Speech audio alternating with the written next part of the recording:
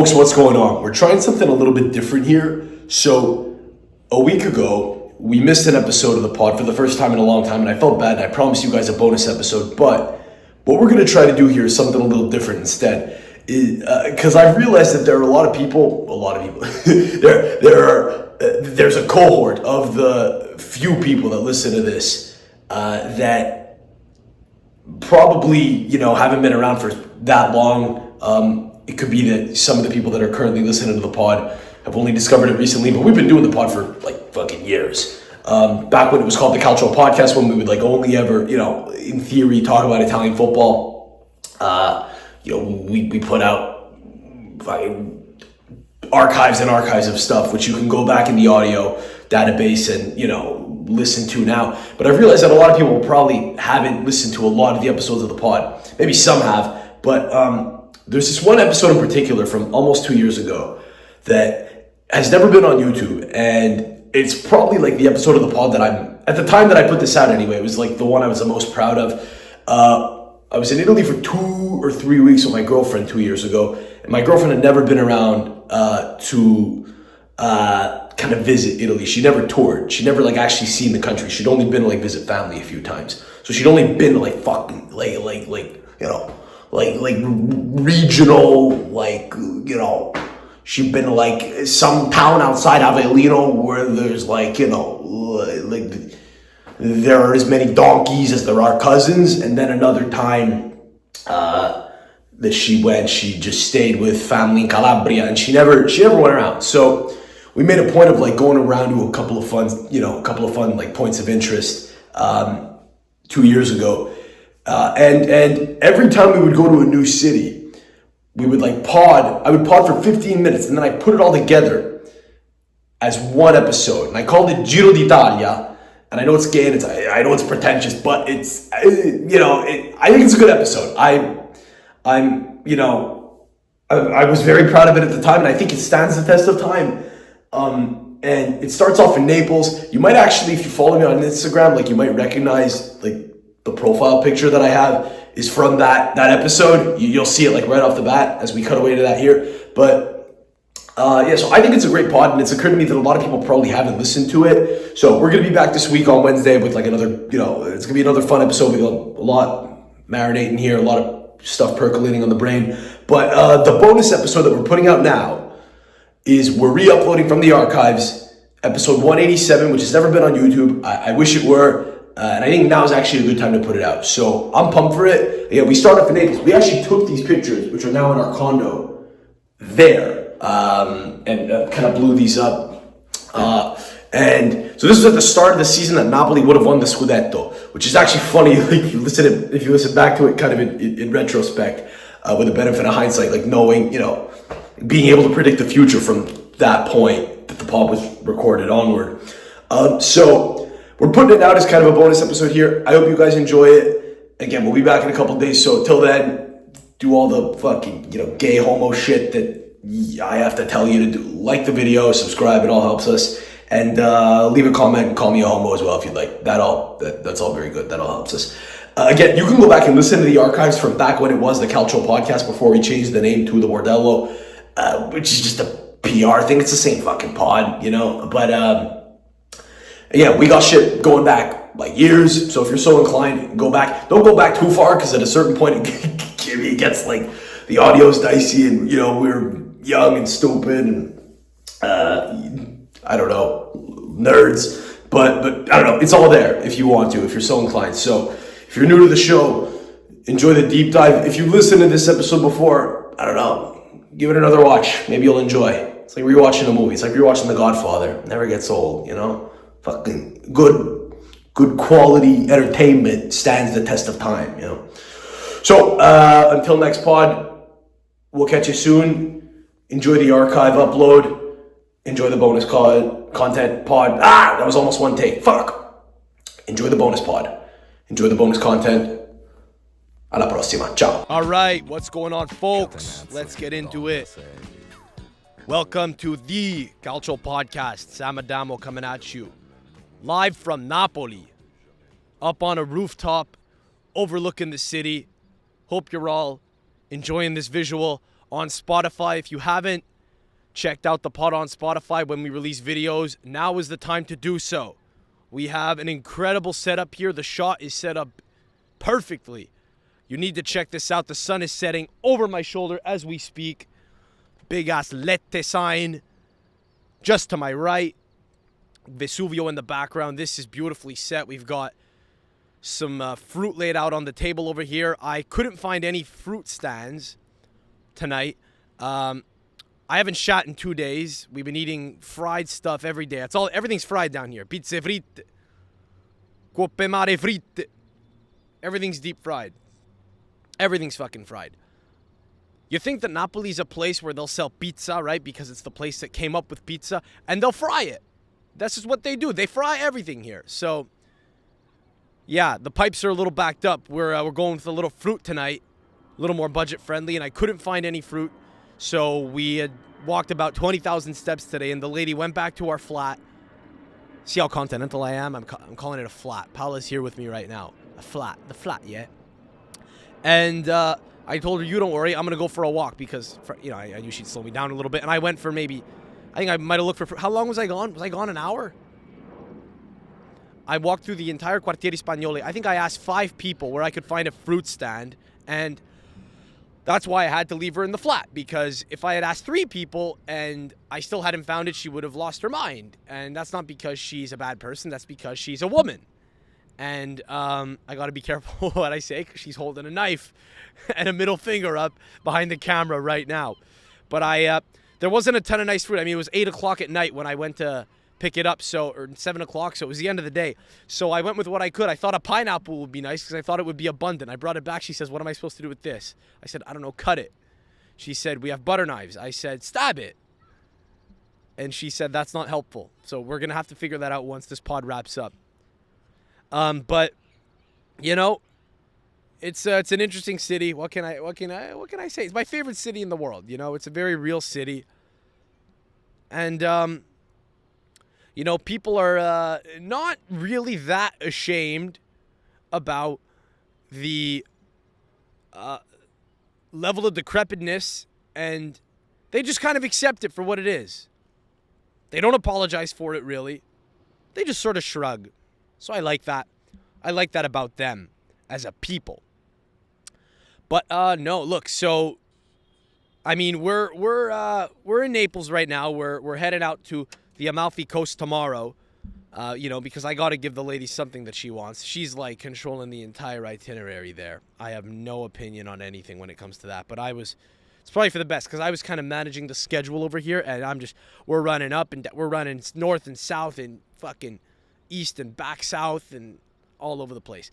So it was a little chaotic. I think the lady wants to kick it for a couple of days, which will be nice. But wanted to check in here.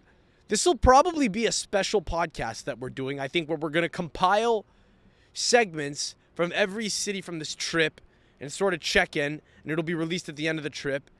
Paula had a nice idea, so we're going to do that right now. But, I mean, dude, I don't know what to say about this place, man. Like, okay, so this whole cult of Maradona has to stop. Can I just come out and say that? This whole cult of Maradona is a little bit too much now, okay? I get that the guy's dead. I get that the guy was a legend. By the way, they did St. Paul dirty, renaming the stadium. I was thinking about that today. What did São Paulo ever do to fucking get cucked like that? Anyway, but they renamed the stadium after him. He's everywhere. Like, they have Argentina flags outside bars and stuff. In the Quartiere Spagnoli, they have fucking Argentinian flags hanging up in between apartment buildings. Like, private buildings, private balconies that, like, regular civilians agree to. He's everywhere. They have a mural. Dude, we got in the cab from the airport. And our cab driver, guess what his name was? It was, what was it? What'd you say it was? Right, that's right. It was Alfred. Right, exactly. Typical Napolitan. No, I'm kidding. His name was Ciro. So our cabbie named Ciro told us, you better, you want to go check out this mural of Maradona in the Quartiere Spagnoli. I was like, okay, cool, we'll do it. I thought I saw Sfere film a music video in front of it a few months ago. So I thought it was this big deal. I think it just got inaugurated. So we went up there.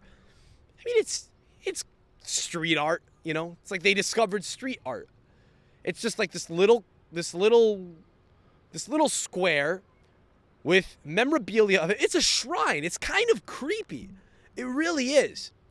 Now, like, I know, like, you're not allowed to shit on Maradona in Naples. I know he's like the fucking patron saint of this club in this city, but like, it's a little bit much that we fucking, pontify this guy who was just a really good player, right?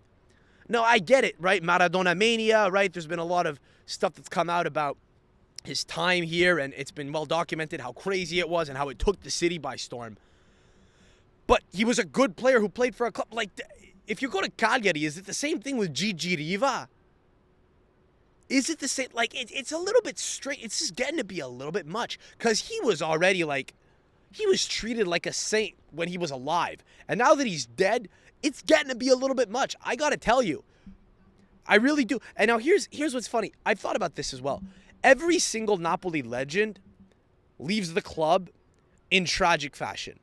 Maradona left in complete scandal. He was embroiled in terrible police matters, which forced him out of the city effectively. He lost his mind, was on drugs, embroiled with the mob.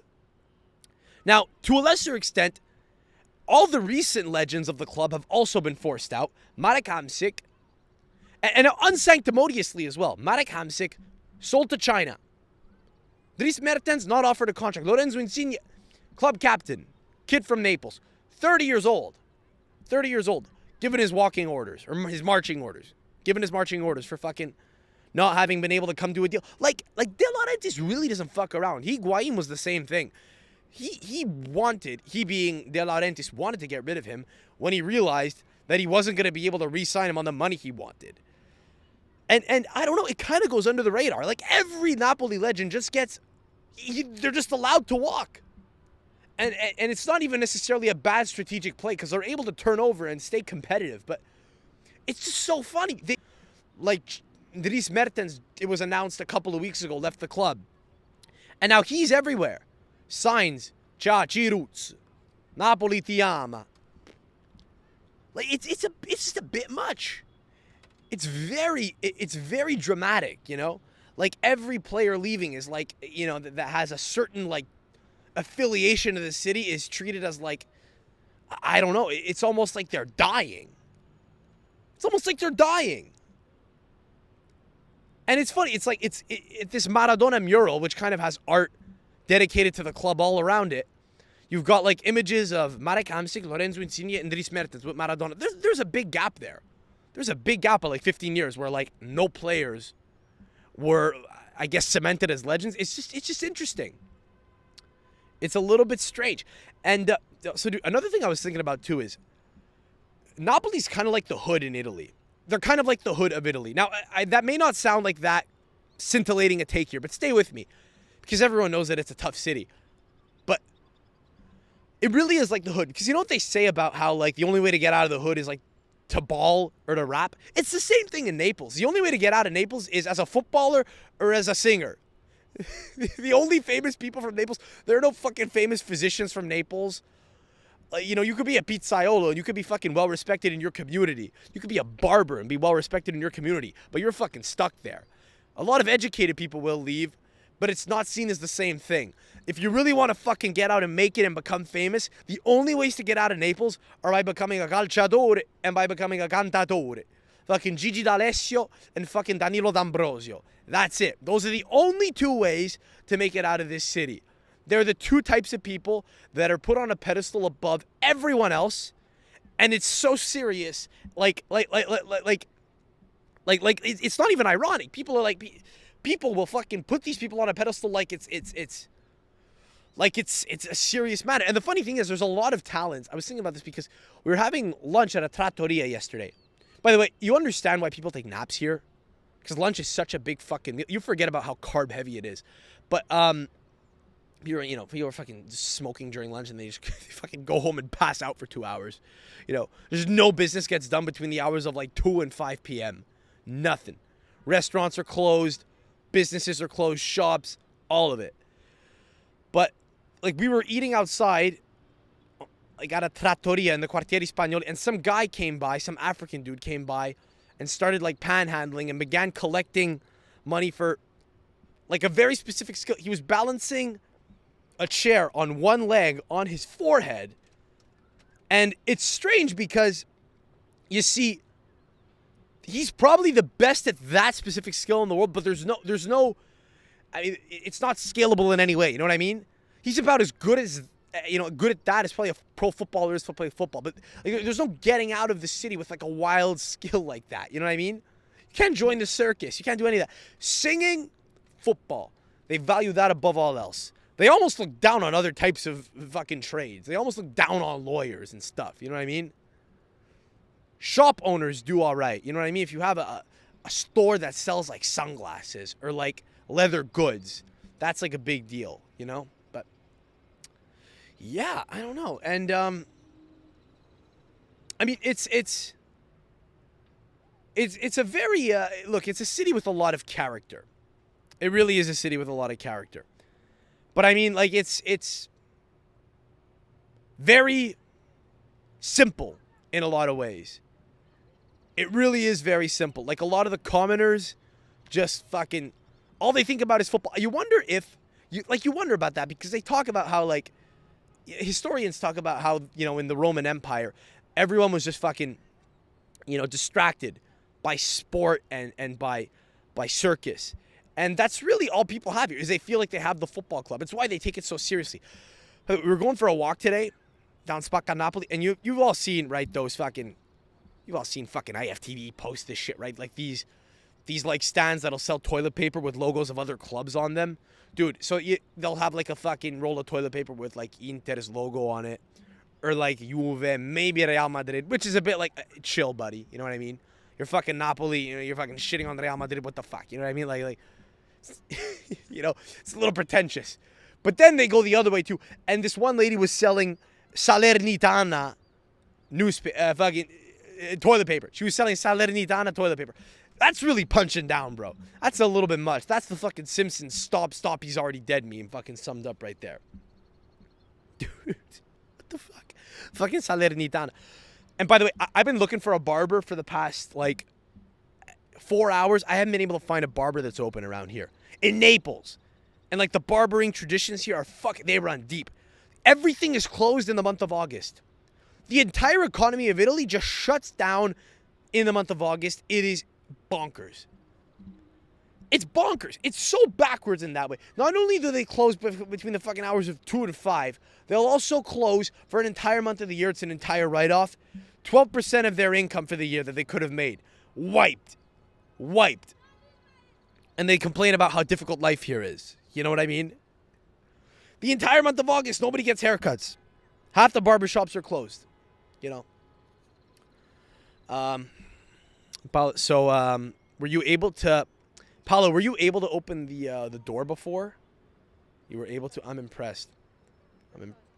The door to our flat locks in a very particular way, and we were unable to get it open. We had to go through 6 steps to get in to our Airbnb, and I was texting the host all throughout. So there was one safety deposit box outside the building, which we had to open and then discombobulate after. Open the initial door, go up not one elevator but the other one on the other side of the building, then go up an additional flight of stairs, go through a back door, go down a flight of stairs, find our apartment, and use a final key, which was in another safety deposit box, which we then had to discombobulate after opening. That key allows you to open the door, but it only allows us to lock, right? We're trying to open this fucking thing. It's not moving. I text the lady. This is a thing in Naples. This is very niche, but if ever you go to a fucking Napolitan apartment, you try to open the door, unequivocally, you will always have to jiggle the key. You will call, dude, any Airbnb in Naples. Come to Naples, get an Airbnb. When the fucking key doesn't work, call the host, say, what's going on? They'll just say, give it a jiggle. Tira forte. E bisogna. What did she tell me to do? What did she tell me to do? Fuck. Jiggle it a little. How did she say it in Italian? What the fuck did she say? The word was so good. What the fuck did she say? I'm almost inclined to fucking go to my phone right now, which is filming this, and pull this up. It was so good.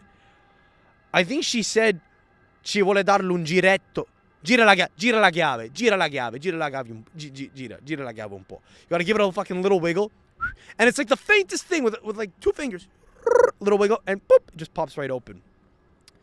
But, you know, so we got Amalfi, Firenze, Roma on the docket here. I guess we'll check in a few days in the next city.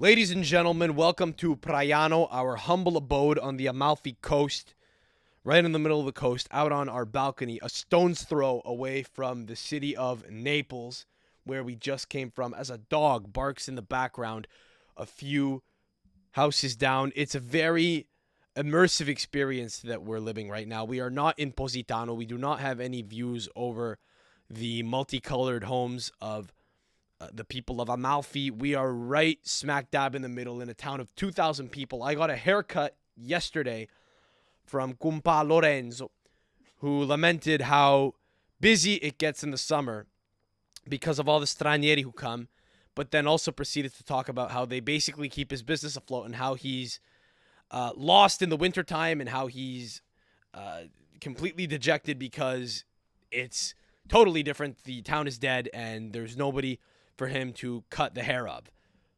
So, you know, a perfect paradox right there. You know, not happy in either season for either reason. So we are on the Amalfi coast. I went to a food store this evening to pick up dinner. We were going to make a couple of panini and we were going to get like some cold cuts, like some porchetta and like some fior di latte and some vegetables. And we rented a Vespa and I went into the town by myself on a Vespa, like a good little Italian, and I couldn't navigate like you might in a car or on foot. So I had to get the route down pat before I left. And I asked my girlfriend where I was going and she told me the name of the place. And the name of the place was Alimenti Frusco Angela. It was actually just called Frusco Angela. Not even available on Google, but if you go on Apple Maps, there it was, Frusco Angela. So I think I identified the location, and I'm looking for this place. And I see a sign that says Frusco Angela this way, 100 metri. So I'm like, great. And I follow the path. And eventually, I mean, I'm looking around. I'm driving around for fucking like 5 minutes, back and forth, walking back and forth. Not able to find this place. So I post up somewhere, and I decide I'm going to ask a local. I'm dejected. And just as I'm about to give up, and ask somebody with my tail between my legs, I see a food store that looks to have like a tavola calda with like cold cuts. So I walk in and I say, and I ask them if perchance they know where Frusco Angela is. And I'm thinking they'll say, oh, it's down the street. And I'm thinking, okay, well, whatever. Just I'll know just for myself, for my information. Anyway, I'm here. I'll get dinner here. The lady behind the counter has no idea what I'm talking about. She goes, wait, what? And I said, Frusco Angela, Angelo magari, Angela. And I don't know, her daughter, her niece, whoever was working there, a younger girl, says, oh, no, that's us. Yeah, no, Angela died 5 years ago, and we never changed the name of the place. And I said, yeah, on Google, it still says you guys are called this other thing. She said, no, the old lady died. I go, oh, okay, well, sympathies. Yeah, so that's where we had dinner. Tonight, that's where we got dinner from tonight. Frusco Angela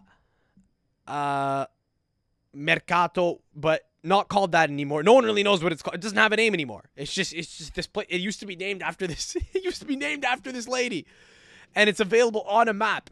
But the lady's dead, and it's not called that anymore.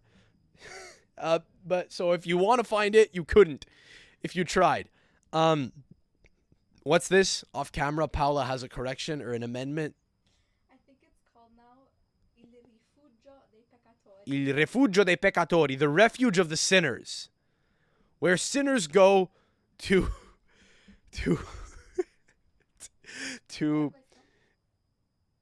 it looks like that might be it. Yeah, Il Rifugio dei Peccatori. It's where sinners seek refuge and ponder their existence, and they beg for forgiveness after going to church just down the street. You can go to church. Isn't church supposed to be the refuge of the sinners? That's a little bit strange. But this is Campania after all, and sacrilege is abound.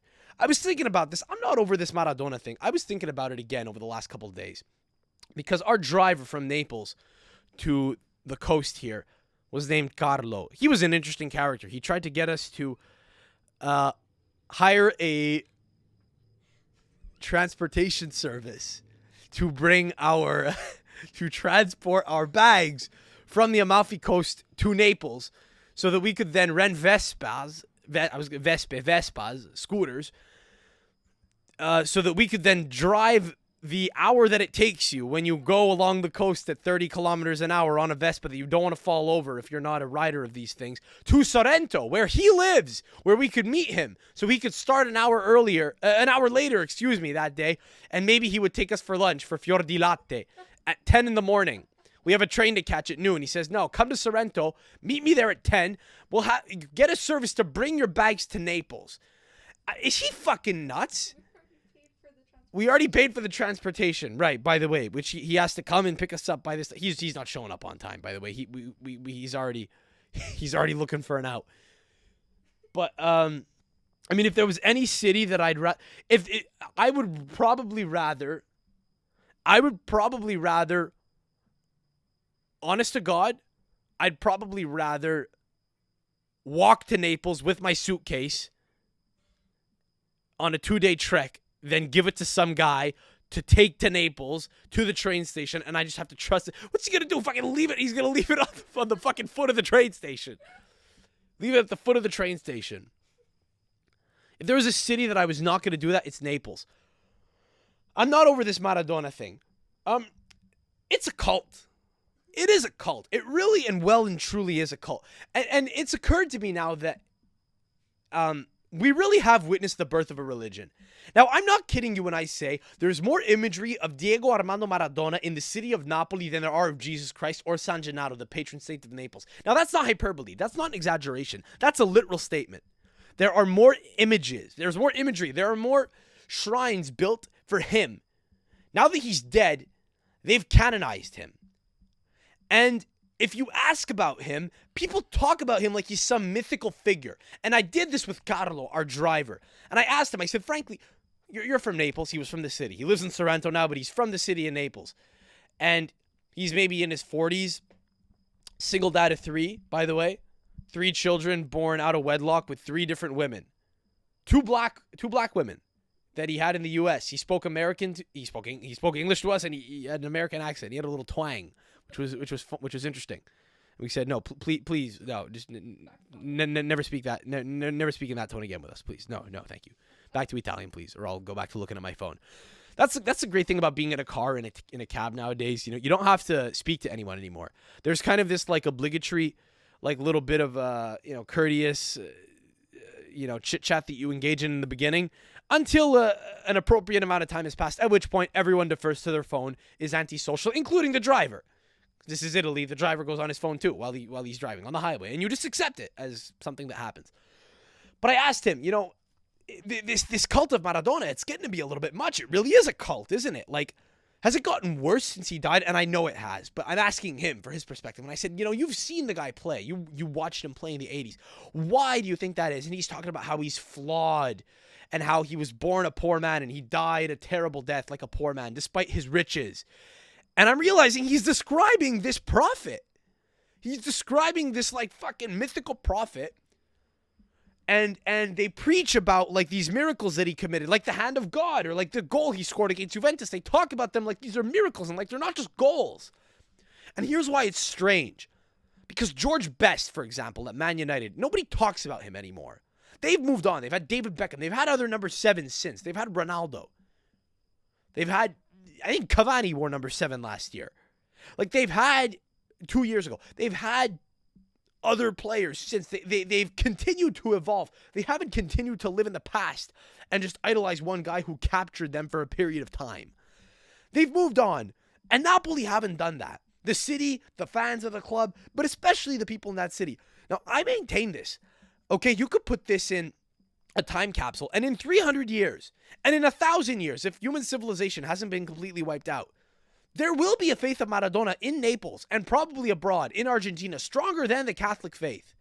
Because what we've witnessed here is the birth of a new religion. It is a cult like Catholicism is. Jesus was probably a guy who back in the day smoked PCP or whatever he could get his hands on, whatever the equivalent was back in the day in fucking Jerusalem, got a bunch of people to follow him. He might have fucked some of his followers. Maybe he didn't. I don't know. Maybe he was actually a pious guy. I don't know. But the point is, a lot of the shit that probably happened during his life got exaggerated. He was probably a great dude, and a cult of Jesus became reality. He became the son of God. He was born of a virgin, all this shit. And because they didn't have video and shit back then, it was all transmitted orally. And we don't have that now. We don't have that now. And yet it's happening already. A lot of the things that we're seeing before our eyes are the same things that might have happened back in the day with Jesus, which is to say stuff gets over embellished, it gets over romanticized, and one day in hundreds of years we're going to look back on this when nobody actually ever saw the guy play and you only ever hear myths about him and you see videos of him.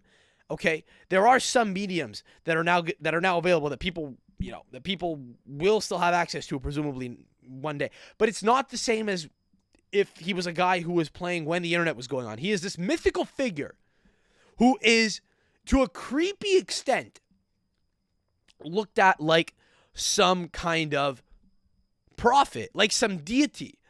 And I'm not over it. It is very strange. It's very strange. And I'm not sure. I think it's too late.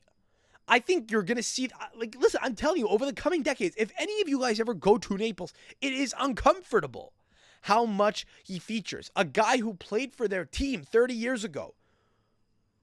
The same cult does not exist of Johan Cruyff in Amsterdam. It's much more related to football. There's a cult of Johan Cruyff at Barcelona. Yes, it's true. But it's not the same. It's not the same. He's a figure in their history. He's not the central figure to whom everybody defers for inspiration. You know, some people say it's beautiful. It's fucking weird. It is fucking weird. Yeah.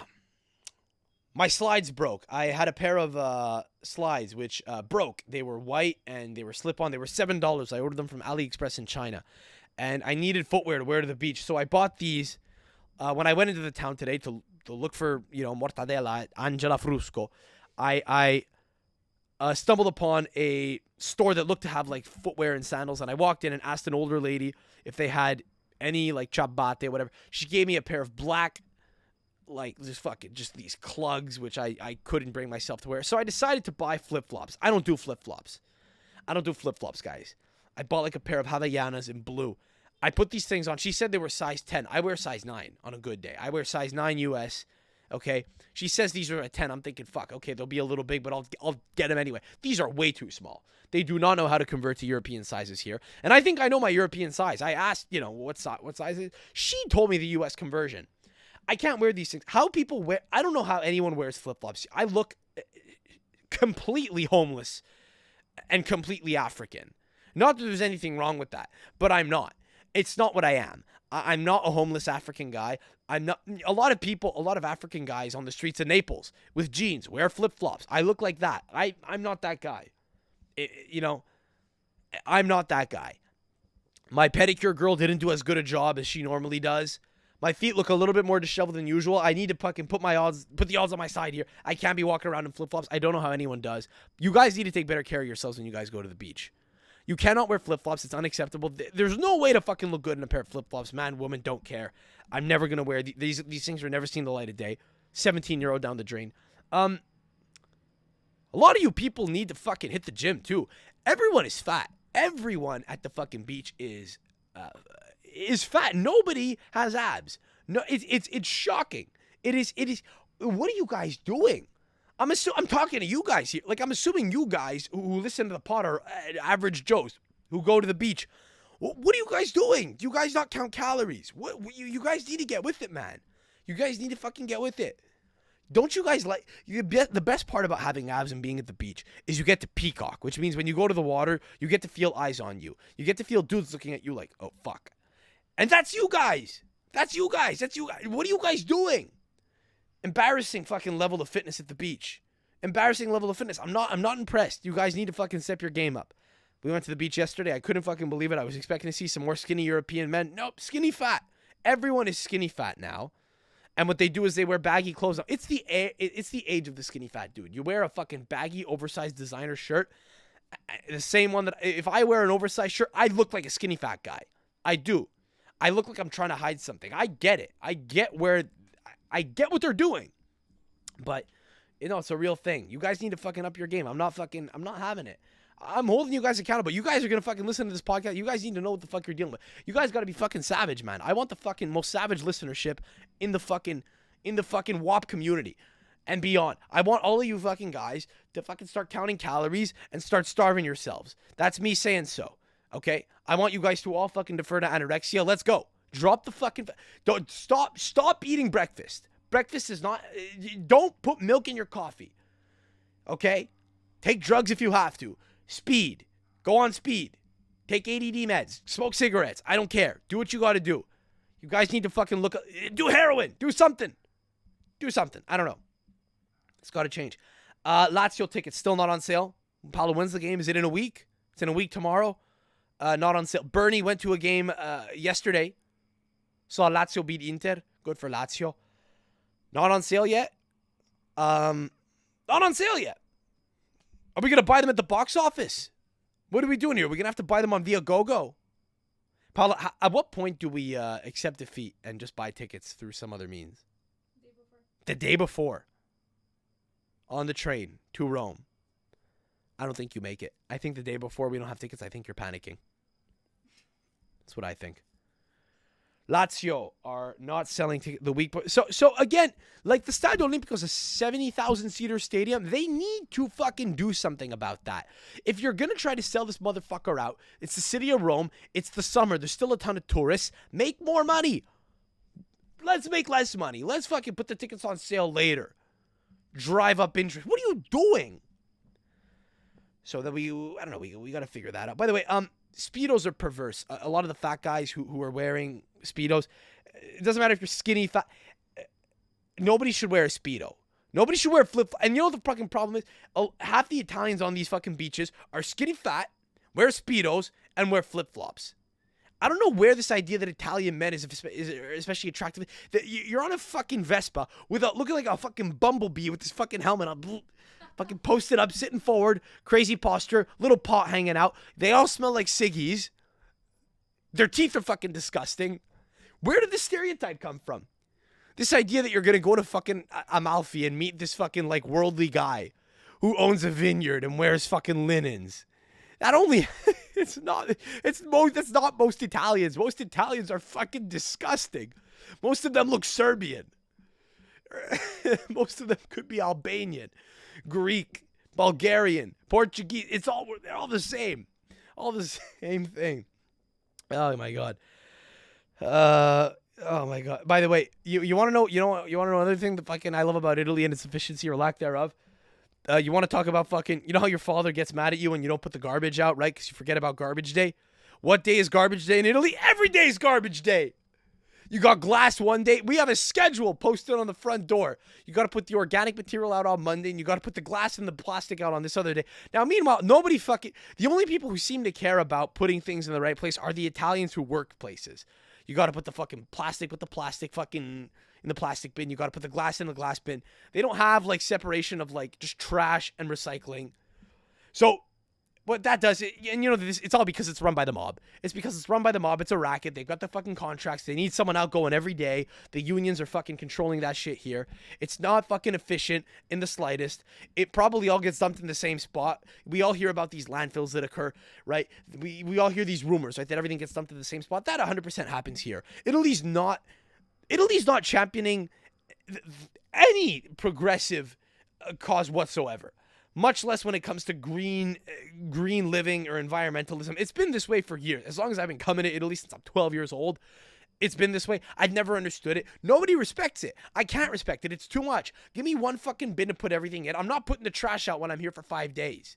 What's going on? So what happens? The fucking shit gets put to the curb while the next tourists are fucking checking in, and it stays there. And you have trash on every fucking street corner. It doesn't make sense. It doesn't make sense.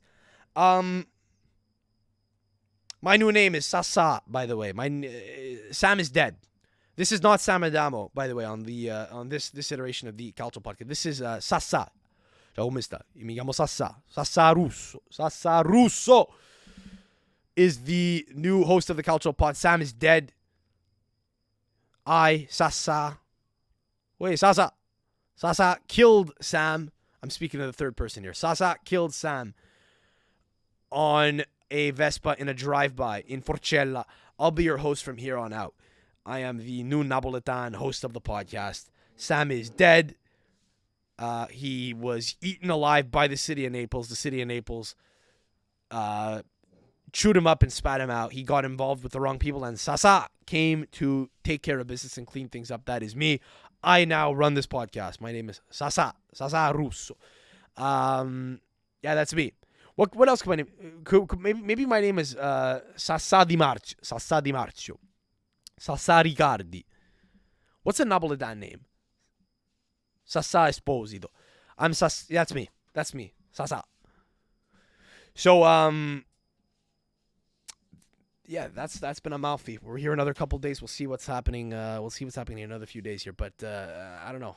Sasa is having a great time. Sasa is sleeping in the same bed as Paula. He's Sam's identical. He's Sam's Napolitan doppelganger. Sasa Salvador. Salvador is my birth name. But I have many egos. Sometimes I'll go by Sasa Esposito. Sometimes I'll go by Sasa Riccardi. But officially on my birth certificate it says Sasa Russo. But when I rent a Vespa and I don't want to claim an insurance I don't want to claim insurance damage or something, then I'm Sasa Di Marcio. You know what I mean?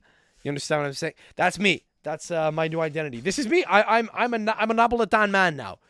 You're now listening to a proudly Napolitan run podcast. Maradona is my fucking Lord and Savior. And that's it. You know, it's going to be real emotional when we leave Campania in about 10 seconds because coming in hot is Firenze. Catch you there. Ladies and gentlemen, welcome to Florence, or as the American exchange students who live here call it, Firenze. I prefer to call it by its correct term, Florence. The Fiorentina dialect is something to behold. They do not seem to know how to pronounce the letter C. It is a dialect. It's an accent bereft of the k sound. It's k. Fatto una cosa grande. Here with the lovely Paola by my side on the bed, sprawled across it, reading her book. I think I'm in trouble because the protagonist of her romance novel, did something wrong. I think he two-timed the main character. So she's looking at me now, shaking her head like I'm in trouble. Like, you better never. Like, if you ever, I don't trust you anymore. Because the main character in her book, in her novel, did something wrong.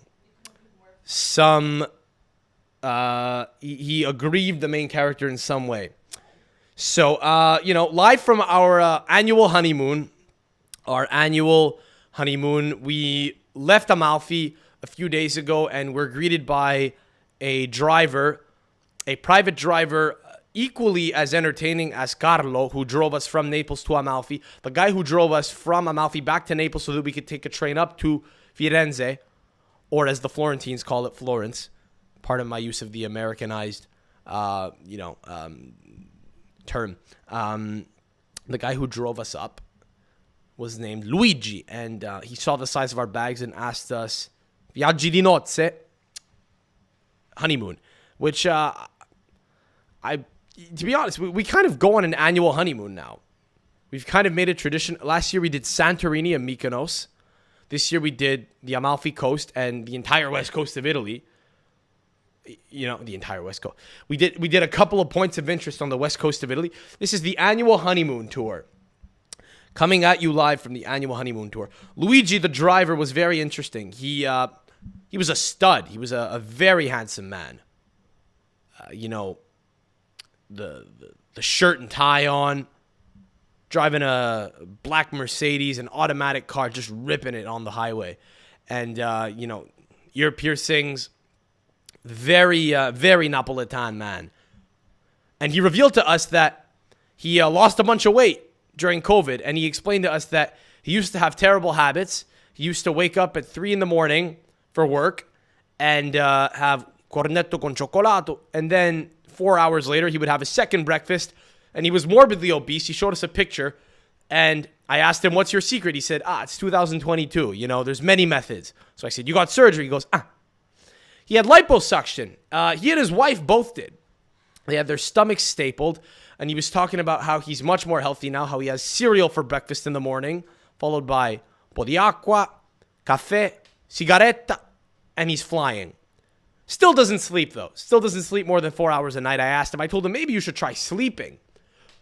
Maybe you should try sleeping. Maybe you should try the fast. Maybe you don't have to eat in the middle of the night. He says, no, well, I need breakfast. I got to get the day going. You know what I mean? So let's not get too crazy. But no, he was saying how, Paolo, did he say after the surgery, I think he had to have like brodo or like watermelon or like soup for like a week. And then, he was on a liquid diet, and then they had to do what's called una pizza testa. So they make a pizza to test the strength of the stomach. One pizza was enough for his son, his obese wife, his previously obese wife, himself, and there were leftovers. So he's much healthier now. He only has coffee and cigarettes in the morning, and he feels great. That's what he told us. And a lot of people here just don't sleep. Like, people here are fucking machines. A lot of people are fucking up at 6, slaving away, going to the cafe, like, opening their businesses up. Drivers, fucking, a lot of people are up early and they're fucking in bed late. One thing I noticed about Spain is they're up very late at night, but they wake up later, I find. They wake up much later. Shit gets going a little bit here. People are fucking machines. People just fucking don't stop. People do not fucking sleep. It's interesting. It's why they have the afternoon nap. You know what I mean? They got it all fucked up. Like they got the whole schedule all broken up. Fucking taking naps now and then. Fucking cat nap at night. Just go to sleep, wake up, and go about your day, man. America, what the fuck? I don't know what this fucking broken up system is of this confused method of sleeping. Like a wink here, a wink there. But we are in Florence. And what I love about this city is there's a bunch of people. I love an Italian guy that looks like he cycles or skis. The guy who let us into our Airbnb, classic. Ponytail, maybe about 53 years old. Receding hairline, still hanging onto the ponytail. Crooked teeth, not great teeth. School teacher, very well read, loves art. Wears biker shorts and like New Balance shoes. So probably he's a runner or like a cyclist. You get a lot of those over here. A lot of the beard, a lot of the thick beard too. The bald guys with the thick beard that look like they just fucking rip like tripe all day. That's sort of the vibe here. There's something about an Italian guy that looks like he skis or cycles. I don't know. Like, the more north you go, that's actually like the Tuscan archetype in a lot of ways. I've noticed. And they're fucking everywhere. And none of them can pronounce the letter C. But yeah, I don't know. Like, so Mauro, the Airbnb host, lets us in, shows us around the place. Very old school. People don't do that anymore. We have a hot water tank here. It's a very nice place. I mean, there's a fresco on the ceiling. I mean, it's a lovely, lovely place. I mean, you can see around if you're watching on Spotify. We got like the wood panel doors for the for the tall windows that we've got kind of featured all throughout the apartment. But like, we have a choice between Wi-Fi or AC, which isn't ideal. Like, if you're trying to use the Wi-Fi while the AC is running, the Wi-Fi is not going to work. You got to pick between one or the other. There's a hot water tank too. Why do people still use hot water tanks in Italy? I need to know this. Is it just us? Is it because we're staying in Airbnbs in people's apartments that they don't actually live in, that we have to live like fucking pigeons with a hot water tank? I need to know this. Italian listeners, please get at us. What the fuck? What's going on? You guys all have hot water tanks too in your house? I have cousins in big-ass houses down in Calabria, and they all have hot water tanks. Why do you guys still have hot water tanks? What's going on? Does the irrigation system suck? It's getting to be a little bit much. I can't take it. If I fucking another week of hot water tanks, bro, I don't know if I can fucking do it, man. You get the hot water tank running, you get the AC going, you're watching a video on YouTube, you got the fan going, and then boom, the power goes out. It's like a hazard that they're aware of. It happened in Amalfi on our last night, And the host here warned us that it could happen again. So I don't know. I don't know what the story is there. But it is a very quaint place. We've got a very typical items kind of sprinkled about the home for our use. Like the kitchen is very well equipped. We've got a little bit of lemon flavored dish soap, some peperoncino. And what's cool about it is the brands of soap that they'll use here are exactly like the shit you'll find at a grandmother's house in like fucking the East End of Montreal. They've got like this soap from Conad, the big one of the big grocery store chains over here. And it's like the same shit that you would get at like Bonanza in St. Leonard. Local reference, but it just looks exactly the same. If I think to, maybe I'll throw up an image of this fucking soap on the video on Spotify. But like it's the same exact shit. The sponge, it looks like a fucking like a Montreal East End grandmother's house, or probably like an Italian American grandmother's house anywhere that you might be listening to this podcast. Very typical. It's actually funny to see. Like it's not just this crazy like subculture that developed abroad. It actually is just like them kind of exporting the products that you'll have in Italy abroad. And it's just funny because it makes a lot of the homes feel old. You know what I mean? It's it's very interesting for that reason. We tried to watch some midweek matches the other day. Going to the Lazio game tomorrow, by the way, required a codice fiscale. We had to say that we were residents of Rome in order to sit in the distinti section in the corner, one of the cheapest sections in the stadium. We had to say that we were residents of the Lazio region, because why make it easy for people to come watch your club from abroad? All the tourists in Rome, all the revenue that could generate. Why make it easy when we can make it fucking complicated and make it? I think I said this on the last fucking segment, like 15 minutes ago, which was recorded a few days ago. But like it's so hyper local, it doesn't make any fucking sense. So I had to plug in my mother's fiscal code, and we're gonna pose as my mother Elena lied about our address just to be able to buy tickets. So we'll see how that goes tomorrow. But we actually tried to watch the midweek games the other day, and it's very difficult to actually get games here. You need like to buy fucking different packages like you probably do wherever the hell you're listening to this podcast. But they do have Sette Gold, which you'll probably be aware of, which is a TV station in which like a bunch of northern Milanese men will sit around a round table, and they'll call a game live in real time while this bimbo with fake tits and long legs in high heels, legs crossed, kind of moderates and reads off of these cue cards and just sort of flirts with these old men. And we got to watch them watch the game instead of actually watching the game. Inter was playing Cremonese, Roma was playing Monza. Monza, man, I've said this before, I fucking love Monza. I mean, they got beat 3-0 by Roma, who looked good out the gate at the time of recording. But, I mean, Monza they really are my team on Football Manager. It's just a bunch of Italians, a bunch of very mediocre Italians. It's kind of like a Cosenza save I did a few years ago. They've got like a bunch of guys who've gotten a few U21 caps.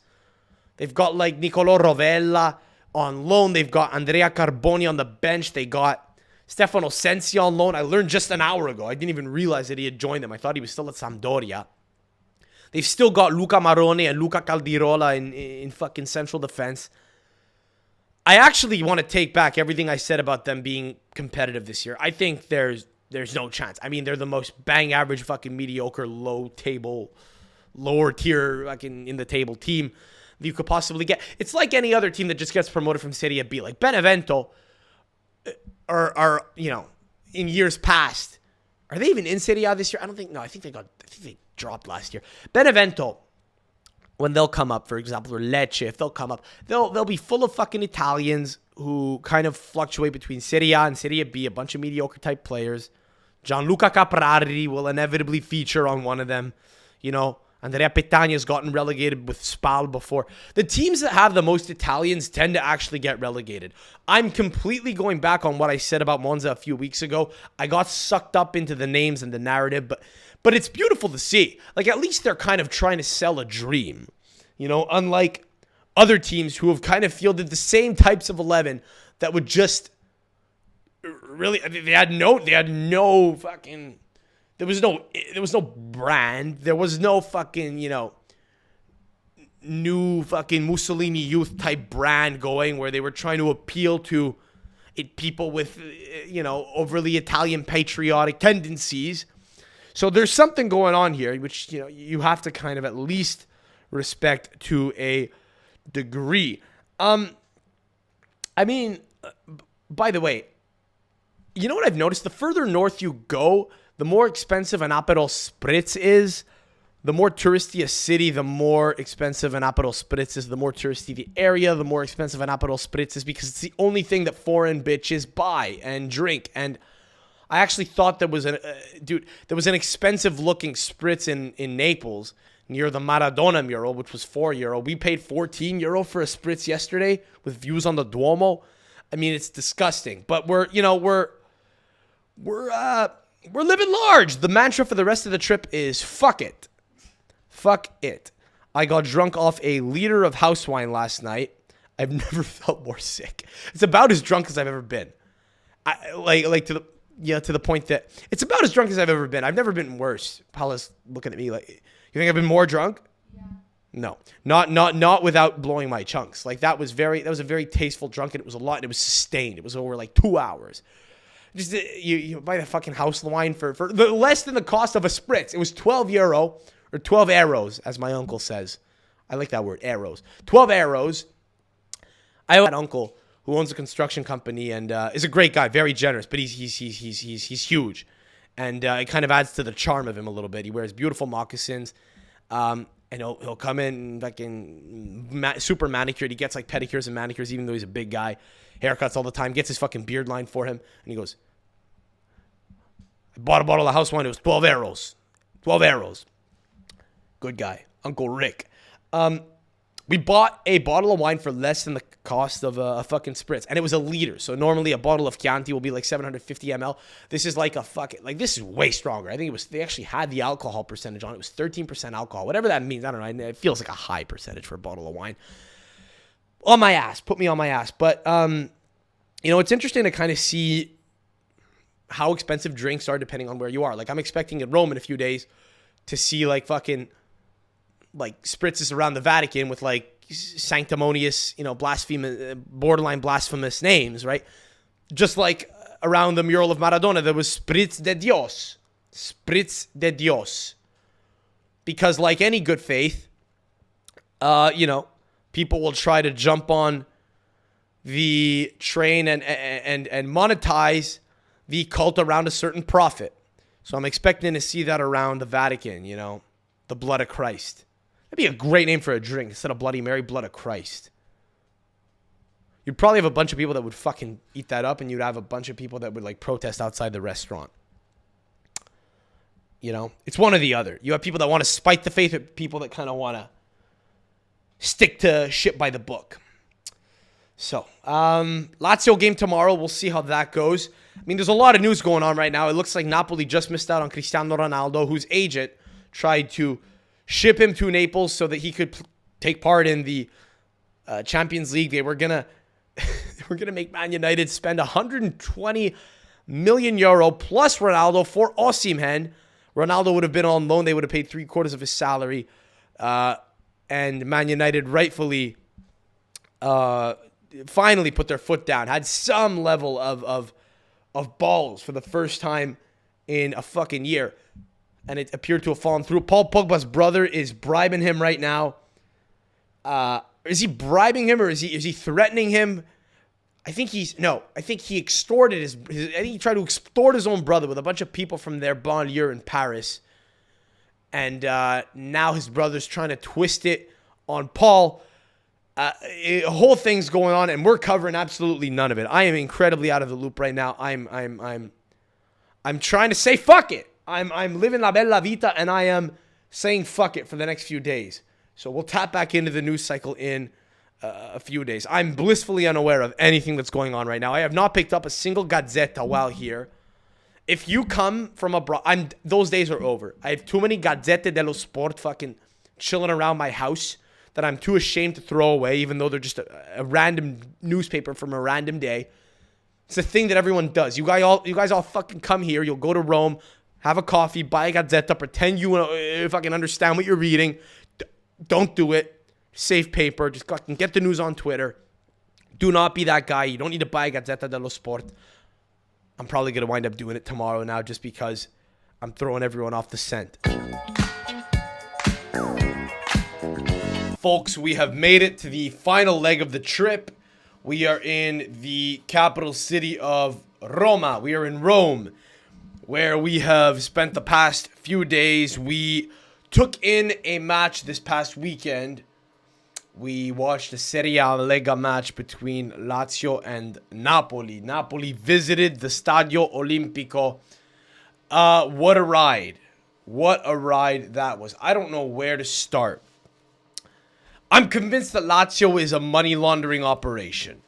I'm convinced. I went to the match. I'm all but sure that they're running some kind of money washing scheme. I mean, so recording this in a bathroom, by the way. I mean, so coming to you live from, a shoebox of an Airbnb that we got. Literally smaller than a Laval woman's walk-in closet. A Laval Spacone woman. There are women on Staten Island that have larger walk-ins than this. Maybe not Staten Island, I don't know. I think they're a little more trashy. Long Island, marble, mock paintings, Roman art, that type of vibe. Bigger walk-in closets exist than the size of this abode in which I'm recording right now. We are leaving tomorrow in a few short hours. We will be heading to the airport at Fiumicino. The lady is running around the apartment right now, so I am relegated to the toilet, which may or may not gurgle at any point over the next few minutes. There's a vent ripping above my head, which I cannot turn off because if I do, then the lights will go off. So we need to keep the vent on. And this is what it is. You got to sacrifice things sometimes for the sake of convenience. We're sacrificing size and luxury for location. We are at the back of an alley. The name of the street is literally called Vicolo Cieco, which means Cieco Alley. Behind a slew of restaurants near the Piazza Navona in the Centro Storico. What a ride the Lazio ticket acquisition process was. I was very upset. So where do we start here? Now, first off, I've been trying to buy these tickets for weeks. I've been monitoring the situation very closely, and I've been checking their godforsaken website, Lazio's website, for weeks in an attempt to buy tickets for the match. Now, as luck would have it, the match was on Saturday. Tickets went on sale on Wednesday or on Thursday, 2 days before the match this past week. So as soon as tickets went on sale, we immediately pounced on it. We tried to buy tickets. Now, I'm an Italian citizen with an Italian fiscal code. And it wouldn't work on their website, you see, because I'm not a resident of the Lazio region. So if you don't live in Lazio, they wouldn't let you buy a ticket. Now, this seemed strange at first. I didn't understand what the issue was. Frankly, I thought they just didn't want our money. And I was getting a little fed up of people refusing to take my money. There were a couple of instances of this. Just from trains and not being able to buy something for not meeting certain parameters. Just trying to buy tickets to the Vatican, them being closed on Sunday. So that the people that work at the Vatican museums can go home and rest and think about what pieces of shit they are. Right? Because that's why we don't work on Sunday. Go repent and think about what you've done wrong. So, there have been a few recurring instances of not being able to give people our money. And it was getting to be a little bit frustrating. But it turns out that it's for a security reason. Because you see, if they had left the tickets open to the general public, then a bunch of people from Naples, because it was such a close game, would have come up to the stadium and been sprinkled among the Lazio fans. So the assumption is that if you live in the Lazio region, you're not a Napoli fan. So you have to have an address in the region of Lazio, which I tried to fake. But for some reason, the website was smart. It knew my fiscal code. It knew that I wasn't in the Lazio region. They know everything. I don't know what the fuck was going on there. But they wouldn't let us buy. So it turns out that as residents abroad, we had to go to the ticket office to buy tickets. And they only accept cash. Lazio only accepts ticket sales in cash. You have to pay cash. It's been a year and a half that Claudio Lotito, the owner of Lazio, wants people to pay cash for tickets. That's what we were told. So we presented ourselves in line with copious amounts of cash, assuming that we wouldn't be able to buy tickets for, in the section that we wanted. But when I tell you guys, this line might have been 2,000-3,000 people down the fucking block, around the corner, down the road where the Stadio Olimpico is located. That might be an understatement. I don't know how many people, how many tourists, how many people were trying to buy tickets from abroad. But it was a lot of people. Now, by God, the game was in 2 hours. We wanted to buy the tickets fucking weeks ago. We show up, and we still don't have any fucking tickets. My friend from Montreal, who's a Laziale, Bernie, is at the game with his cousins from Frosinone. And he showed up at 4 o'clock, 5-6 hours before the game started, to buy tickets. He said he waited in line for 2 hours. There were people trying to buy their way into the front of the line. Eventually, Carabinieri came, blocked off the line so the people couldn't compromise. So the line couldn't be compromised, right? So as not to compromise the integrity of the line. He was saying, honestly, just buy from a scalper. I'm thinking, what the fuck? We're showing up 2 hours before the game. We can't go to the ticket office. The line is down the block. So I'm curious. I'm just not going to fucking sit in the back of this line, right? Like a peasant and not know what's going on with a woman next to me. Are you kidding? Because after 10 minutes, I'm going to be, you're going to have to start fielding questions. What's going on? Sam, this is ridiculous. There's got to be another way. So I said to the lady, get in the back of the line, hold on. So I proceeded to the front of this line. I walked the whole fucking thing, like hundreds of meters, till the front of the fucking line. The ticket office is in like this Olympic Committee building. And basically, the best way I could describe this is there's like a staircase leading up to one of two doors. There's a door on the right and a door on the left. The door on the right is, in front of a staircase that you need to walk up to get into this building. The door on the left is next to a ramp that you need to go up if you're in a wheelchair, that you can go up if you're in a wheelchair. Now, there are people lined up the staircase into the door, and then right at the door, the line stops. There's a gap where kind of in the entrance, there is no line, and then there is a line of maybe like 6 people to buy tickets at the ticketing office at the desk. So, you buy a ticket, and the line moves one forward, and then one more person enters the building. Now, again, when I tell you there are thousands of people, this is not an embellishment. So I'm thinking there's no fucking way we're getting tickets to this game and getting in on time. So I just fucking walked in. I walked in up the ramp.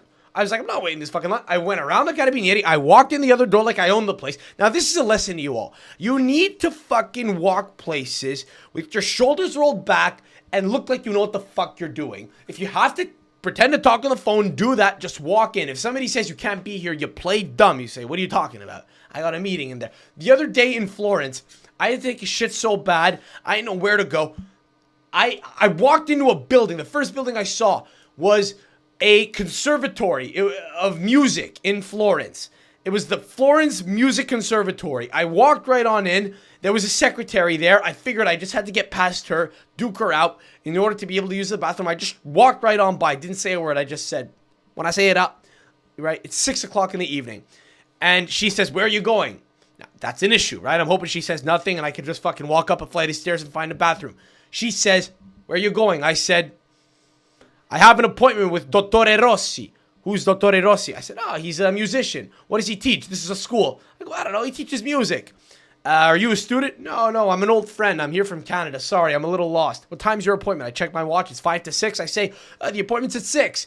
She goes, there's no Dr. Rossi. There's no Dr. Rossi that works here. I say, well, I don't know what to tell you. I think he's just upstairs on the 5th floor. She says, no. Now, this is a highlight of her job, right? She's the first line of security. She's a secretary. She's got to make sure that nobody gets through. What a thrill for her. I leave with my tail between my legs. I get out of the building, and I see that it's actually only 2 stories high. So I said I had a meeting on the 5th floor. That was my mistake. But the point is, if you fucking look stupid, you look stupid. You walk away. You find a hotel, and you take a piss there. You just walk in, and you're not going to get arrested for walking into a building. So I did. And I didn't immediately get in line. I didn't want to look too suspicious. So I went for a little walk around the inside of the building. A minute later, I came right back to the to the spot in the line where there was a gap, a few spots before the desk. And I called my girlfriend and said, get the fuck up here right now. Act like you own the place. Walk right in. That was it. We skipped the line. And if we hadn't done that, we wouldn't have gone to the game. Because the process is entirely fucked up. So, we get to the game. And, dude, we wound up. So I'm there with a woman who's never been to a Serie A match before. And we accidentally wound up in the Napoli turnstiles. And we know this immediately because as we turn up, I mean, we could tell the accent changes, the language they're speaking changes. Everyone's got diamond stud earrings. Everyone's wearing black, and they're all calling each other GIRO. I'm not exaggerating. I know I say that name all the fucking time. Literally, I think I heard the name GIRO 3 times in 30 seconds. And we're like, okay, Napoli fans, great. Now, we're on the opposite side of the stadium, but relatively close to the point that you think, okay, this might still be where we're supposed to be. But by the time I'm able to process all this information, people, swarms of people are behind us, and we're stuck. We got to go through these turnstiles. Now, internally, I'm thinking, fuck. I'm here with a woman. She has no idea what's going on. It could get a little ugly. The security is going to be very elevated over here. And Paula immediately realizes, okay, there are Napoli fans around us. Now, they get a little rowdy. They start to shove, and I'm thinking, fuck. If anyone shoves my woman, I got to say, well, state qua, ci stanno a femmine, what the fuck? And then I got to fucking, if somebody grabs her, then I got to slap him, and then I'm going to get fucking jumped up. And I'm hoping this doesn't happen. We made it through. Now we're locked in. We're stuck in the Napoli curva. We can't get out because it's blocked off. We had to get escorted by stewards because I didn't want her in that curva, and we had to go to our seats. They say, for who do you cheer? Who do you cheer for? Who are you a fan of? Now, I'm a Juve fan. I can't say that. I just say Lazio. Threw up a little bit, but I said Lazio just for simplicity's sake. They go, what the fuck you doing in here? I said, I don't know. We got let through. We wound up in the wrong turnstiles. Got led to our seats. I got to say, Kvaratskhelia is... what a fucking player. He might be the player of the season in Serie A this year. I was very wrong about Napoli. They're actually quite resilient. Him and Kim, the Korean guy, Kim Min Chai, I think his name is. I could be fucking that up and it's going to sound really bad. Give me a break. The fucking league started like a week before I got to Italy. I've watched 2 games since I've been here. But, what's his name? Fuck. Is it Kim Min Chae? It's going to look really fucking bad that I don't know. It's going to sound really fucking... I think that's what his name is. Great fucking signing. He's a monster. And I got to say, Ciro Immobile, is done. Ciro Immobile is finished. He only scores penalties now. His touch is even worse in fucking person. I never want to see him play for Italy again. That's done. That's over. A nice experience, but I almost would have pretended to be a Napoli fan if I was there with another guy. But you don't want to be, in the curva with a woman. It's a little bit messy. People are fucking, get a little aggressive. It gets a little pushy, shovey. You know what I mean? It's a little more dignified to be in a seat. And then when we got to our seats, people thought we all looked Napolitan. Nobody believed that we were Lazio fans, which, to be fair, they were right. I mean, their radar was fucking going off. And I don't know, it's like we weren't supposed to be there. Like a bird shat on the guy in front of us, like a pigeon that was like perched up on the roof above us. A couple close calls. But anyway, it's really weird to be at a game as a neutral where you don't really care. You know what I mean? It's almost fun. You almost kind of want to see everybody suffer a little bit. Like you kind of want Napoli to score so the people around you all fucking lose their minds. But you kind of got to hold it in. You got to pretend to be happy when Lazio score. But it was fun. Bernie, my friend, who was at the game with his cousins, said that the following day he went to a shopping center in Frosinone, and as they're walking in, now bear in mind, there are Napoli fans that have come all the way up to fucking Lazio for the entire weekend. The whole region is fucking packed with Napolitani who were at the game. They're bussing back down home, and 2 kids were in a parking lot outside a car with an open trunk, and Bernie and his cousins are walking into this building, into this fucking shopping center, and these Napolitan kids start accosting them, asking them if they want them to take a picture of them because they look very handsome. Please, give us a couple euro. We'll give you a picture. They, keep on walking, right? It's a scam. No, keep walking. One of his cousins is a little bit kind-spirited. He stops, and he approaches them, and then they all kind of wind up having to follow and, wind up right in front of these 2 fucking Napolitan kids who proceed to pull out pairs of socks from the trunk, which they're trying to sell, to presumably buy the tickets that they bought the day before. Just trying to hustle their way to being able to afford tickets for the game. Selling socks. I actually bought a pair of socks from a kid in Naples, from some kid on the street, because I felt bad. It's just a thing. You go to Naples, kids will sell you socks on the street. And it's the thing. It's just the thing that they're selling fucking socks out of a trunk in a parking lot after the game, to be able to presumably make up for the fucking money spent on tickets and the bus ride up. But, you got to respect the hustle there. What else? I mean, Rome's been a lot of fun. We had a sit-down conversation the other day at a bar with 2 17-year-old kids on what their favorite types of cigarettes were, and we talked about the woes plaguing Italian society. So that was a bit of a trip. That was a bit of a ride. A guy and his girlfriend, 17 years old, talking about the issues that they have to experience every day. Kids grow up a lot quicker here. Yeah, and also everywhere you go, fanno tutti controllo dei documenti. You know, devo controllare I documenti. I gotta control the documents. I gotta check the documents. I gotta check your passport. I gotta make sure everything's okay. Now listen, at the Lazio game, I understand that because there's a real security concern, which I came to learn later. But it is peculiar how everywhere you go, documenti. Fucking documents everywhere you fucking go. And there are some remnants of Mussolini kind of all over the city. Duce on the walkway up to Stadio Olimpico. Duce on the ground, you know. Buildings that he put up during his reign. I don't know what you would call it, during his stint in power. Graffiti all around.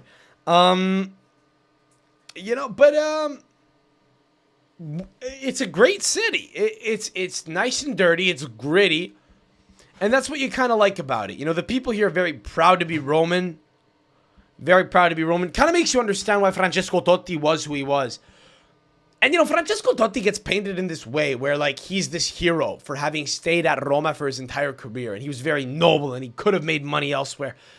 And the more I thought, the more I think about it, the more I thought about it the past couple of days, the weirder it kind of felt that he's revered as this, like, as this beatified guy. What would you call that, Paola? Beatificato. How would you fucking say that? I've been speaking Italian so much the last couple of weeks I can't even fucking speak. Like he's like a saint. He's like the venerable. He's like venerated as this fucking. He's venerated as this saint, right? Kind of like in, you know, Naples, how they have Maradona. If Francesco Totti were to die tomorrow, he'd be venerated in the same way. Not quite the same, right? It's a little bit different.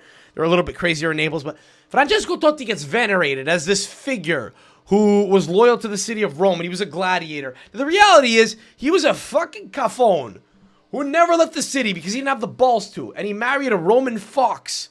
And thank you for the tea, Paola. And, I mean, this is a guy who would have been a gas station attendant if he weren't a footballer. He said so. That's not my speculation. This is an explicit quote from him. He said, if I wasn't a footballer, I'd have probably worked at a gas station because I like that they all had cash in their pockets, bulging out of their pockets. This is who we're dealing with. This is who we're dealing with. We're dealing with El Poverello, Francesco Totti. We're not dealing with a very high-class guy who was worldly, who wanted to see the world. Like Federico Bernardeschi from Carrara, who went to Juventus as a youth and who reads and plays guitar and now plays in Toronto. No, we're dealing with a guy who never had the balls to leave his city because he couldn't stomach it. And he couldn't even speak Italian. He couldn't even speak enough Italian to fucking leave the city if he had to. Barely literate. And, you know, you could say the same thing about Lorenzo Insigne. Much of a cafone as he kind of is. At least he left Naples. And it was kind of by force. I get it. You know, they wouldn't renew his contract. And he probably feels a little out of place in Toronto. But at least he's kind of seeing the world a little bit. Which is more than what Francesco Totti could say. And, I don't know. Like, but there really is a very real Roman archetype, you know? You eat very simple ingredients. You know, a testament to the, you know, the era in which Fellini made his films. De Sica, Ladri di biciclette. It was hard to get a job. You lived in a tiny fucking apartment. Not very educated. That's, you know, that's kind of the backbone on which this city wound up being built over the last couple hundred years. I'm very happy. I found a barber the other day, by the way. Dude, I've been hunting down a barber in the street for 2 weeks. Like a single guy hunts a woman. I don't go out in the street to chat up random women. I literally will go out into the street to find dudes with nice fades and accost them and ask them where they got their hair cut and if it was in the area. I chat up dudes to find guys with nice beards to ask where they got their beards lined up. That's the point of my life where I'm at right now. But, you know, a lot of tourists here, too. Saw a dude walking down the street today with Adidas sneakers, Adidas shoes, ankle socks, which were visible. He was fat. He was balding. He had Wayfair sunglasses on, like Ray-Bans. And he had a Napoli jersey on. So he was obviously an American Napoli fan from Philadelphia or from fucking Ohio or something. I saw on Twitter there's a Napoli club in Cincinnati now. This guy could have been one of them. You know what I mean? A lot of other tourists too. I gotta say, we gotta do something about the archetype tourist in Rome who dresses like an archaeologist. It has to stop. It's enough. It's enough. The fucking sandals with the fucking hats, the Justin Timberlake hats, the archaeologist hat like you're fucking Indiana Jones, the white shirt, the backpack. You're not an archaeologist. You're not going on an excavation. You're fucking walking through ruins that have been very carefully set up in such a way that you could walk a path through them. It's a little exaggerated. It's a little bit much. Also, don't be weird. Don't look at shit from up close. Like, get an aerial view of stuff. Get a feel for what it looks like, and that's it. Go on YouTube and look up, like, a fucking video of someone walking through something, guiding you through what's what, and then get an aerial vantage point of that shit and just look down at it and be like, oh, that's the thing that I saw. Save time. The less touristy shit you do, the better. I really don't see the appeal in being overly touristic in a city like Rome. Just get up, go have a coffee, eat pasta, and live. Like, we saw a couple today. Justin Timberlake hats on, sandals, backpack. A married couple with 2 children, one of them in a stroller, couldn't walk, and the other one was a newborn, couldn't have been more than a year old, strapped to the guy's chest. In 35-degree heat, and they're walking around, they're seeing stuff, they're learning shit. Are you insane? Go to a lake. Go to a ski resort. Don't go fucking walking through ruins in Rome. Are you nuts? What are you doing? You have to. I don't even think I would ever take. I don't think I would take kids anywhere to learn shit until they're like 16 and can have a drink. I'm not even kidding when I say that. Like, you see a lot of American women here that is very, very noble. You want to teach your kids shit. They don't care. They don't. They just want ice cream. They really don't care. It's sad you got to carry Purell around your fucking neck in your purse. 10 years ago you'd have a camera draped around you, but it's too much. Enjoy stuff. It's not fun. You want to fucking go on vacation. It's supposed to be fun. Your kids don't want to learn. Your kids want to do crazy shit. It's better that they stay at home and run around on bikes and break bottles and kill frogs or whatever the fuck kids do. It's not. Anyway, you have to travel without kids. I'm realizing that. Anyway, this has been a great little trip. I'm very happy, by the way. Today on our last day, we finally got up early enough to have a cornetto. Cafes here are crazy. Cafes do not fucking make enough cornetti. The croissants, whatever. They'll make them and then they'll fucking sell out at like 10:30 in the morning. What are you doing? Yesterday, we fucking went to a cafe at 11 o'clock in the morning. We're on vacation. We're not fucking waking up at 9 a.m., okay? We're not fucking out the door at 9 a.m. We're up late eating. You're up late fucking at 1 a.m. eating dinner. You're not up at 8, 9 in the morning and getting your ass out the door. You gotta fucking make yourself look good. You're out the door maybe 10, 11. We fucking find a cafe. We sit down, no cornetti. Bro, the third time we fucking pull up to a cafe and there's no cornetti left. I don't even personally care. My girlfriend wanted to have a latte in the morning, a cappuccino, early enough that she could have it where it's not scostomato and have a cornetto. I swear to God, 2, 3 fucking places we went to. I cornetti sono finiti, ormai, non ci sono più. Fuck, when I heard that yesterday, I see her, she bites her lip, gives me the fucking side eye, and I'm thinking, fuck.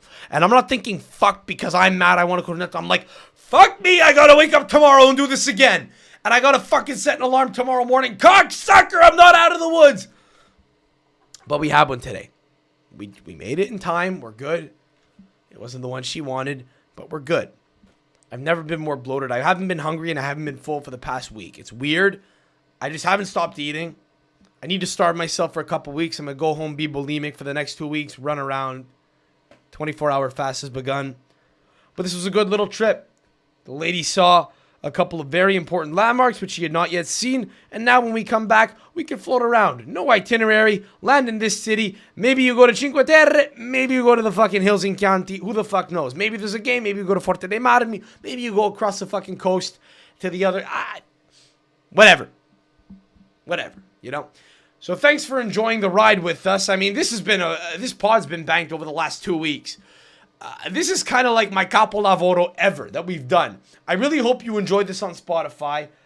There's a lot more shit we could have got to, but we'll wrap it now. I gotta fucking start packing up here. I gotta take a shower, and I'll see you next week. Hopefully, I'll have taken a fucking shit by the time I come to you guys next. It's been a little bit tough. By the way, this woman put me through hell yesterday. I hadn't shat for 3 days. She gave me chia seeds and coffee in the morning. She gave me more chia seeds. She forced me to smoke a cigarette until I fucking exploded. I almost had a laxative.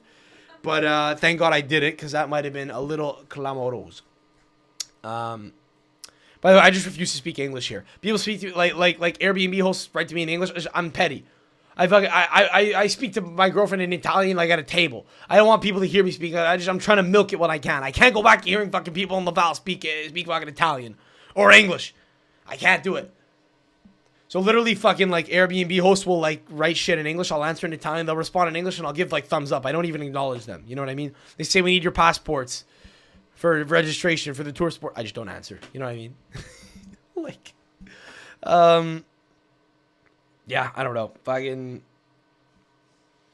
Fucking, what else? Oh, by the way, Napoli 24 interviewed me outside the stadium on video the other day, which was funny. They asked me what I was doing at the game as Juventino, like I was a fucking alien. They saw us and were like, oh, siete Napoletani, because they just assume. Everyone assumed we were Napoletani. I don't know what the fucking deal is. Is it the fucking beard? I don't know what it is. What gave people that idea? But, we had a good time in that city, man. That was a great fucking time. I'm really fucking happy that we got to do the outside pod with Vesuvius in the background, because we're wrapping this in a bathroom, right? So the progression it was such a decrescendo from where we started an hour ago. But anyway, in any event, hope you enjoyed. Get at us on all platforms. Calcio Podcast, at Calcio Podcast, TikTok, Twitter, Instagram. Subscribe to the pod, rate us 5 stars. Tune in next week. Till then, enjoy the outro. Catch you soon. Love you. Ciao.